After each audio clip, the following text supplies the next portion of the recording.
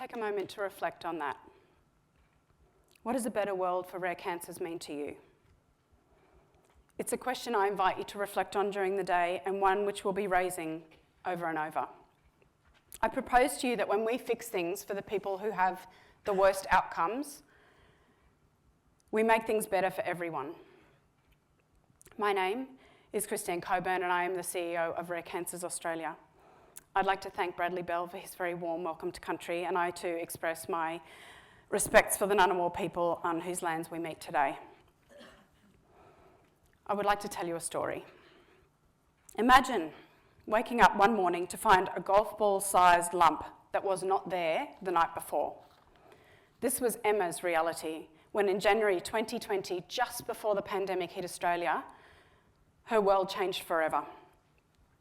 Emma, a mother in her early 40s, mother to two young daughters, Savannah and Tandy, suddenly found herself thrust into a nightmare no one could have predicted. But Emma's story did not start in January, and for 3 years prior, she'd been dealing with a mysterious skin issue. Raised red papules that appeared, disappeared, reappeared without explanation.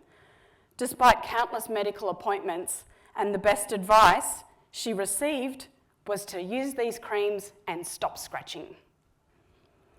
What the medical professionals missed was that Emma had an incredibly rare condition called lymphomatoid papulosis, or LYP, which affects 1 in a million. More critically, they missed that LYP is known to cause lymphoma, which is exactly what the golf ball lump size turned out to be. Emma's path to an accurate diagnosis was, in her words, a nightmare. She saw 5 different haematologists and each had a different opinion, from get a bone marrow immediately to come back when you're sicker. Emma and her family were scared, financially drained, and lost in a maze of conflicting advice. Emma's story, unfortunately, is not unique. It highlights the challenges faced by many individuals with rare cancers in our current health system. People find themselves lost in a labyrinth of referrals, waiting list, appointments, and conflicting opinions. The rarity of their cancers often means limited treatment options, each carrying a heavy financial and emotional burden. Since Rare Cancers Australia was founded in 2012, we've seen an enormous strides in recognition and awareness of rare cancers. We've witnessed significant investment in research, the Senate and House of Rep inquiries, and even Australia's very first cancer plan. We've laid the groundwork, we've asked the hard questions, and we've heard the uncomfortable truths. And yet people with rare cancers still typically are diagnosed late at harder to treat stages and are more likely to die from their cancer.